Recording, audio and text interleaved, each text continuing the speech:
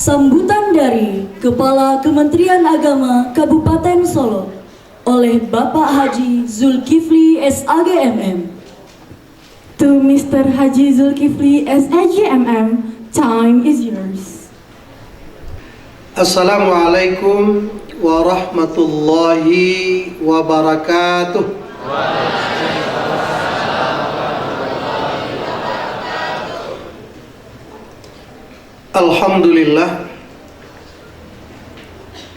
Alhamdulillahillazi anzalal Qur'an minal huda wal furqan. Ashhadu an la ilaha illallah wahdahu la syarikalah wa ashhadu anna Muhammadan abduhu wa rasuluh. Allahumma salli wa sallim wa barik ala sayyidina Muhammad wa ala alihi wa sahbihi ajma'in. Yang kita hormati dan kita muliakan bersama abang kita, tokoh masyarakat Provinsi Sumatera Barat. Beliau, kalau saya panggil Buya Dr. Andus Haji Nur Firman Wansah. Selamat datang di Kabupaten Solo, Bang. Yang kita hormati dan kita muliakan bersama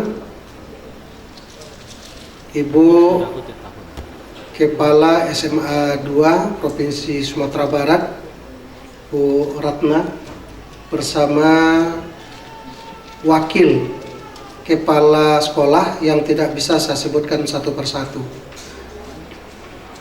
Yang kita hormati Bapak Kacabdin yang pada hari ini diwakili oleh Ibu. Yang kita hormati dan kita banggakan Bapak Kepala Bank Nagari Bank Syariah, Pak Andre. Yang kita hormati ada Pak Oli Nagari, tokoh masyarakat, angku-angku ninyak mama, alim ulama, bundo kandong yang hadir pada hari ini yang berbahagia. Yang kita hormati Pak Dr. Sofyan Hadi yang dalam perjalanan yang pada hari ini, maaf ya,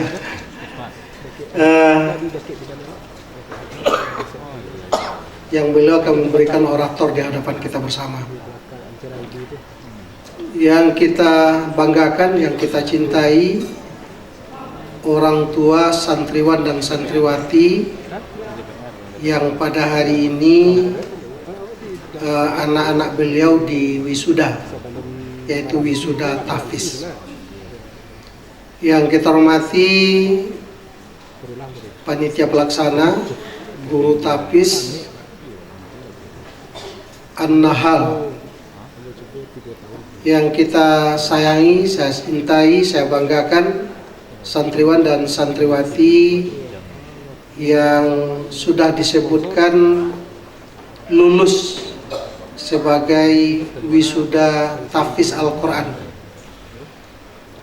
Bapak-bapak dan ibu-ibu, para undangan yang tidak bisa saya sebutkan satu persatu, mohon maaf. Mudah-mudahan kita dirahmati Allah Subhanahu wa ta'ala. Amin ya rabbal alamin. Pak Kawa ada di sini, Pak Abil. Pertama, kita bersyukur kepada Allah atas limpahan rahmat nikmat pagi menjelang siang kita bisa hadir di acara yang sangat sakral lagi mulia, yaitu wisuda tahfiz. Akan terbangun ukhuwah Islamiyah yang kuat, terwujudnya rasa persatuan dan kesatuan, terjalinnya silaturahmi. Jauh daripada itu, yang kita harapkan adalah mengandung nilai ibadah di sisi Allah Subhanahu wa ta'ala. Amin ya rabbal alamin. Selawat beserta salam buat junjungan kita Nabi besar Muhammad sallallahu alaihi wasallam. Allahumma salli ala sayyidina Muhammad wa ala ali sayyidina Muhammad. Bapak-bapak dan ibu-ibu, santriwan dan santriwati wisuda tahfiz hadirin yang berbahagia. Yang pertama, saya mengucapkan terima kasih banyak kepada keluarga besar SMA 2 Provinsi Sumatera Barat yang telah mengangkat acara tentang wisuda tahfiz. Kenapa? Karena Kabupaten Solok, sewaktu saya dilantik menjadi Kepala Kantor Kementerian Agama Kabupaten Solok, 15 hari setelah MTQ di Provinsi Sumatera Barat di Padang Panjang, kita telah meluncing bahwa Kabupaten Solok adalah Kabupaten tahfiz yang ingin mencetak generasi Al-Quran selama 5 tahun menjadi 20.000 generasi tahfiz di Kabupaten Solok. Alhamdulillah kita sudah generasi yang ke-7. Bahkan Bapak Bupati pada waktu itu juga mencanangkan 1 rumah 1 penghafal Al-Quran. Sehingga kalau untuk madrasah yang ada di lingkungan Kementerian Agama Kabupaten Solok itu sudah dimulai dari MI, MTS, MA, Pondok Pesantren. Anak madrasah ibtidaiyah atau setingkat SD, dia tidak bisa diberikan ijazah tamat kelas 6 sebelum hafal Al-Quran 2 juz. Wajib hafal Al-Quran 2 juz, yaitu juz 30 dan juz 1. Yang kedua, tamat MTS atau Madrasah Sanawiyah, dia tidak akan diberikan ijazah kecuali harus menyelesaikan hafalan sebanyak 3 juz plus pandai menjadi imam dalam salat dan menjadi imam dalam salat jenazah. Yang ketiga, madrasah aliyah atau madrasah setingkat SLTA atau SMA, SMK, dia tidak akan diberikan ijazah kecuali harus menyelesaikan hafalannya sebanyak 5 juz. Kalau di SMA 3 juz. Kenapa demikian? Betul apa yang disampaikan oleh Ibu Kepala SMA tadi. Kalau sudah Al-Quran dalam kepalanya, hafalan ayat-ayat suci dalam kepalanya, dia akan terhindar dari maksiat. Bapak dan Ibu hadirin yang berbahagia, ada 4 problematika generasi muda hari ini.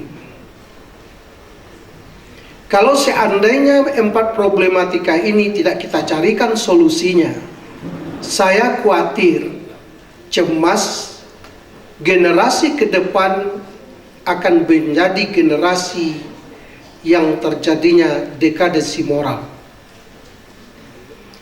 Problematika yang pertama itu adalah rapuhnya akidah, lemahnya tauhid, tidak kuatnya iman yang dia miliki. Sehingga apa? Nanti ke depan, hari ini kita lihat masjid tumbuh seperti cendawan, di mana-mana orang bersemangat membangun masjid, membangun rumah ibadah. Tetapi yang mengisi rumah ibadah dan masjid itu sangatlah kurang. Bahkan tidak tutup mata kita pada hari ini masjid dibangun dengan megah, musala berdiri dengan bagus, tetapi di dalam masjid dan musala itu sepi dari jamaah, sepi dari kegiatan-kegiatan agama. Bahkan sholat maghrib hanya satu saf, sholat isya setengah saf, sholat subuh tinggal imam, muazin, dan 2 orang jamaah. Ini berarti apa? Lemahnya akidah yang kita miliki pada hari ini. Tidak saja generasi muda, tetapi juga termasuk generasi tua. Yang kedua problema kita itu adalah lemahnya nilai ibadah di tengah-tengah kehidupan masyarakat muslim. Umpamanya, kita menyadari sepenuhnya dan kita tahu dan insaf bahwa salat berjamaah lebih bagus daripada salat sendirian. 27 kali lipat dibandingkan dengan salat sendirian. Berarti bahwa salat berjamaah dituntut di masjid, di musala, atau di tempat-tempat yang sudah disediakan. Tetapi pada hari ini, kenapa kita masih bisa melaksanakan salat sendirian tanpa terpanggil untuk salat berjamaah? Ini salah satu indikator yang menyebabkan lemahnya ibadah yang kita lakukan. Nah, oleh karena itu, saya selaku Kepala Kantor Kementerian Agama membuat edaran. Tetapi karena kewenangan saya itu adalah ormas Islam, masjid, madrasah, pondok pesantren, KUA, dan penghulu, maka edaran saya itu adalah bahwa ini tidak enaknya Pak, baru ceramah menyampaikan sudah ada surat teguran, tapi tidak apa-apa. Dalam surat edaran itu saya katakan, sewaktu azan berkumandang, seluruh kegiatan dihentikan dan menuju ke tempat masjid dan musala untuk melakukan salat berjamaah. Karena salat berjamaah merupakan lambang persatuan dan kesatuan umat Islam untuk ke depan. Yang ketiga persoalan kita pada hari ini adalah terjadinya dekadensi moral terhadap generasi muda kita. Banyak yang terlibat narkoba, yang terlibat maksiat, yang terlibat pergaulan bebas. Bahkan jangankan generasi muda, bahkan oknum tokoh masyarakat yang kita anggap dia adalah panutan, yang tidak anggap dia adalah tokoh, tapi juga terlibat kepada hal yang tidak kita inginkan. Nah, oleh karena itu, maka jawabannya ke depan yang harus kita lakukan adalah yang pertama, bentengi anak generasi muda kita dengan iman yang kuat. Untuk bisa iman yang kuat itu, jawabannya adalah kembalikan generasi muda itu kepada Al-Quran. Kalau orang Minangkabau mengatakan, taluak paku kacang balimbiang, timpuruang langgang-langgangkan, dibawa anak turun ke sarwaso. Anak dipangku ponakan dibimbiang, orang kampung dipatenggangkan, tenggang sarato jo adatnya. Untuk bisa seperti itu, tasi dorong jajak mandaki, tasi tukiak jajak menurun. Adat jo sarak kota susun, bumi tanang padi menjadi. Artinya apa? Jawabannya adalah Al-Quran. Oleh karena itu orang bijak mengatakan, dengan iman hidup akan menjadi terarah, dengan ilmu hidup akan menjadi mudah, dengan seni hidup akan menjadi indah. Dengan adanya program yang disampaikan oleh Kepala SMA tadi, ketiga-tiganya sudah terjawab. Iman, ilmu adalah seni dalam mengharuni kehidupan dunia ini. Yang kedua, bagaimana kita mengembalikan moral generasi muda kita? Karena hadis Rasulullah SAW menjelaskan, innama bu'istu liutamimma ma kharimal akhlak, bahwa Rasul diutus ke permukaan bumi Allah itu tidak memperbaiki ekonominya, tidak memperbaiki akidah yang pertamanya, apalagi ibadah, tetapi beliau mengatakan memperbaiki tingkah laku, budi pekerti, karakter, kata orang sekarang. Kalau generasi kita tidak mempunyai akhlak, tidak mempunyai moral, tidak mempunyai etika. Apa yang dikatakan oleh orang Minang, dek ribui rabah lapadi, dituai anak orang sarwaso, idui indak babudi, duduk tagak kamari bedo. Artinya apa? Pintar orang tidak akan bertanya, kaya orang tidak akan meminta, miskin orang tidak akan melihat. Tetapi yang diharapkan dalam kehidupan sehari-hari adalah generasi muda itu harus mampu membangun budi pekerti, akhlak yang mulia. Bapak-bapak dan ibu-ibu hadirin yang berbahagia, oleh karena itu terima kasih sekali lagi kepada Ibu Kepala SMA bersama Bapak dan Ibu Wakil pimpinan Rumah Tafiz Guru yang telah menjadikan santriwan-santriwati bisa mencintai Al-Quran. Dan kepada santriwan dan santriwati kami ucapkan selamat kepada Anda semua. Semoga kalian jangan berhenti menghafal Al-Quran, karena Al-Quran akan mampu menjadikan kita menjadi 4 hal. Yang pertama, dipelihara oleh Allah Subhanahu wa Ta'ala dunia dan akhirat. Yang kedua, dijamin rezekinya oleh Allah. Yang ketiga, akhlaknya tertuntun dengan bagus. Yang keempat, kita akan dipakai oleh orang dimanapun kita akan berada. Kenapa? Karena kita adalah penolong agama Allah. Bapak dan Ibu hadirin yang berbahagia, yang terakhir tentu saya berharap sebagai kepala kantor Kementerian Agama Kabupaten Solo, kalau hari ini kita bisa menghafal, memprogramkan ke depan hanya sekedar hafalan, ke depan harus kita bisa melihat adalah menafsirkan, menerjemahkan, memahami dan mengamalkan isi kandungan Al-Quran. Itu saja yang bisa saya sampaikan. Mudah-mudahan ada manfaatnya bagi kita bersama. Selamat kepada orang tua siswa dan selamat kepada Anda semua. Semoga kalian menjadi generasi Al-Qurani menuju masyarakat yang madani.